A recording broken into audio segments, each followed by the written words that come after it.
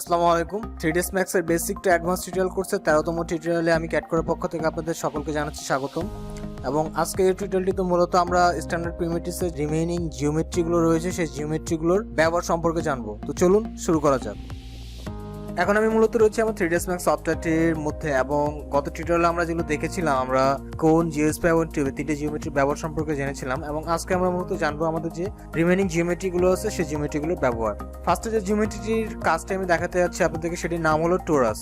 এবং টোরাস জিওমেট্রিটি নেওয়ার জন্য আমি সিম্পলি যেটি করবো এই টোরাস বাটনটির উপরে আমার মাউসের লেফট বাটন ক্লিক করে আমি আমার 3ds Max এর যে ভিউপোর্টটি রয়েছে সেই ভিউপোর্টটির মধ্যে এসে আমার মাউসের সিম্পলি ক্লিক অ্যান্ড ড্র্যাগের মাধ্যমে আমি আমার টোরাস যে জিওমেট্রিটি রয়েছে সেটি আমি তৈরি করব। এবং এই জিওমেট্রিটি তৈরি করার পরে আমি যদি আমার মডিফাই ট্যাবে আসি তাহলে এই টোরাস রিলেটেড যত ধরনের প্যারামিটার, যত ধরনের মডিফাই করার জন্য যত ধরনের অপশনগুলো মূলত আমি এখানে পেয়ে যাব এবং এটির মাধ্যমে আমরা ডিটেইলিং, যেটা আমি বলেছি যে ডিটেইলিং আমরা 3D মডেলিং করতে পারি। সো এখানে প্যারামিটারসের মধ্যে রয়েছে রেডিয়াস 1। এই রেডিয়াস 1টা মূলত নির্ভর করে আমার এই টোরাসের বাইরের রেডিয়াসটি এবং রেডিয়াস 2 মূলত নির্ভর করে আমার এই টোরাসের ভিতরের রেডিয়াসটি। তারপরে যেটি রয়েছে সেটি হলো রোটেশন। এই রোটেশনটি মূলত নির্ভর করে আমার যে এই টোরাসের মধ্যে যে সেগমেন্টগুলো আমরা দেখা পাচ্ছি এই সেগমেন্টগুলোর রোটেশনটি মূলত এই রোটেশনের মাধ্যমে নির্দেশ করা হয়। এবং তারপরে যেটি রয়েছে সেটি হলো টুইস্ট। এই টুইস্ট অপশনটি মূলত নির্দেশ করে আমার যে টোরাসের একটি স্টার্ট পয়েন্ট রয়েছে, অর্থাৎ যে এখান থেকে এটি শুরু হয়েছে সেই স্টার্ট পয়েন্টটি মূলত আমি টুইস্টের মাধ্যমে টুইস্ট করতে পারি, যেমনটি আপনারা ঠিক দেখতে পাচ্ছেন।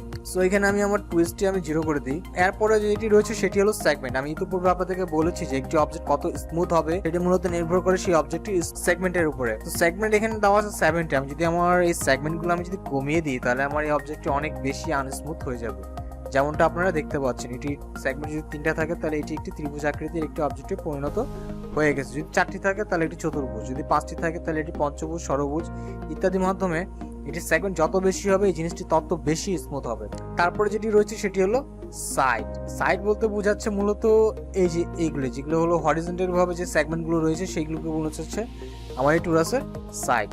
এরপরে যে অপশনটি রয়েছে সেই অপশনটির সম্বন্ধে আমরা ইতিপূর্বে পরিচিত হয়েছি, সেটি হলো স্লাইস অন। স্লাইস অনের মাধ্যমে আমি আমার অবজেক্টটিকে স্লাইস করে এটি কাঙ্ক্ষিত জিওমেট্রি বা এটি কাঙ্ক্ষিত শেপ প্রদান করতে পারি। সো এটি মূলত ছিল আমাদের টোরাস রিলেটেড যে টোরাস জিওমেট্রির যে প্যারামিটারস গুলো রয়েছে সেগুলো। এরপরে যে জিওমেট্রি সম্বন্ধে আমরা জানবো সেটি হলো টিপট। টিপট বলতে বোঝাচ্ছে হলো আমাদের চায়ের কেটলি। এবং এখানে আমি আমার মাউসের ক্লিক অ্যান্ড ড্র্যাগের মাধ্যমে একটি টিপট অলরেডি তৈরি করে নিয়েছি। এবং যদি আমি মডিফাই ট্যাবে যাই তাহলে এই টিপট রিলেটেড যত প্যারামিটারস রয়েছে সবকিছু এখানে শো করছে। এবং এটি রেডিয়াস বলতে বোঝাচ্ছে আমার টিপটটির রেডিয়াসটি। এবং সেগমেন্ট হলো যদি আমি কমিয়ে দিই আমার টিপটটি অনেক বেশি আনস্মুথ হয়ে যাবে এবং সেগমেন্ট যদি বাড়িয়ে দিই তাহলে এটা অনেক বেশি স্মুথ হয়ে যাবে। এখানে রয়েছে টিপট পার্টস। আমি যদি এখানে টিকগুলো উঠে দিই তাহলে এটি বডিটি হাইট হয়ে যাবে। ঠিক একইভাবে যদি হ্যান্ডেলের উপরে টিকটি উঠে দিই এটি হ্যান্ডেলটি হাইট হয়ে যাবে। এবং স্পাউট বলতে এটি বোঝাচ্ছে এটি হাইট হয়ে যাবে এবং লিড বলতে বোঝাচ্ছে এটি ঢাকনা।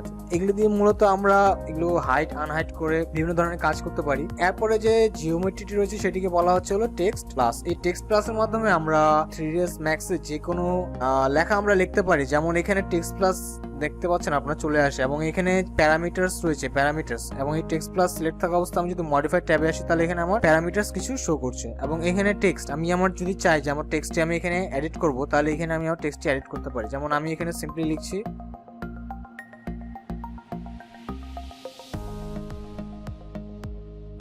ক্যাট কোড লিখে আমরা মূলত এটি সিলেক্ট করে এটির হলো এখান থেকে ফন্টের যত ধরনের ফন্টের স্টাইল রয়েছে ফন্টের স্টাইল চেঞ্জ করতে পারি। এবং এখান থেকে এটি রেগুলার বা বোল্ড আমরা যে কোনো ধরনের একটি সিলেক্ট করতে পারি। এখানে আরো অনেকগুলো অপশন রয়েছে। এই অপশনগুলো সম্বন্ধে আমরা পরবর্তী টিউটোরিয়ালগুলোতে আরো বিস্তারিতভাবে আলোচনা করব। টেক্সট রিলেটেড আমাদের একটি টিউটোরিয়াল আসবে মূলত। এখান থেকে আমি যদি আমার অপশন রয়েছে সেটি হলো এক্সট্রুড। আমি যদি এক্সট্রুড করি তাহলে আমার এই টেক্সটটি আমি এক্সট্রুড করতে পারবো। সো এরপরে যে জিওমেট্রিটি আমি মূলত দেখাতে যাচ্ছি সেটি হলো পিরামিড।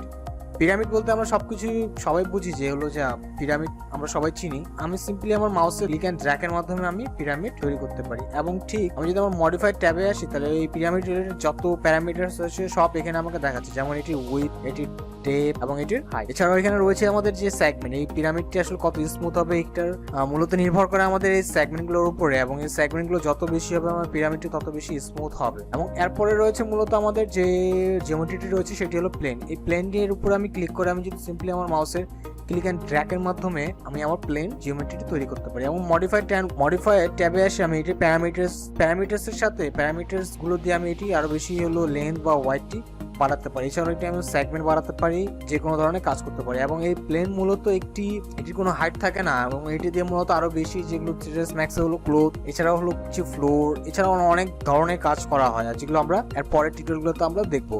সো আজকের টিউটোরিয়ালটি মূলত এই পর্যন্তই, এবং এরপরে যে টিউটোরিয়ালটি আসবে সেই টিউটোরিয়ালটিতে মূলত আমরা 3ds Max এ যে কিছু কিবোর্ড শর্টকাট রয়েছে সেই কিছু কিবোর্ড শর্টকাট সম্বন্ধে আমরা আলোচনা করব। তো সেই পর্যন্ত ভালো থাকবেন, সুস্থ থাকবেন, এবং এর পরবর্তী টিউটোরিয়ালগুলো দেখার আমন্ত্রণ রইল। আল্লাহ হাফেজ।